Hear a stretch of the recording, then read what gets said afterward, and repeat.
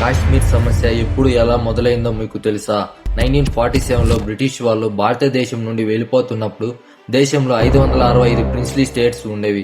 British వాళ్ళు వెళ్తూ ఈ రాజ్యాలన్నిటికీ 3 హక్కులు ఇచ్చారు: భారతదేశంలో కలవడం, పాకిస్తాన్లో కలవడం లేదా స్వతంత్రంగా ఉండడం. దాంతో కాశ్మీర్ మహారాజు హరి సింగ్ స్వతంత్రంగా ఉండాలని నిర్ణయించాడు. తర్వాత పాకిస్తాన్ తన సైన్యంతో కాశ్మీర్పై దాడి చేసింది. హరి సింగ్ మహారాజ్ సైన్యం ఆ దాడులను ఎదుర్కోలేక హరి సింగ్ భారత ప్రభుత్వాన్ని సహాయం కోరాడు. దాంతో భారతదేశం కాశ్మీర్ భారత్లో విలీనం చేస్తేనే సైన్యాన్ని పంపగలమని చెప్పింది. దాంతో హరి సింగ్ మహారాజు కాశ్మీర్ని అధికారికంగా భారతదేశంలో విలీనం చేశాడు. వెంటనే భారత సైన్యం కాశ్మీర్ చేరి పాకిస్తాన్ దాడిని భారీగా అరికట్టింది.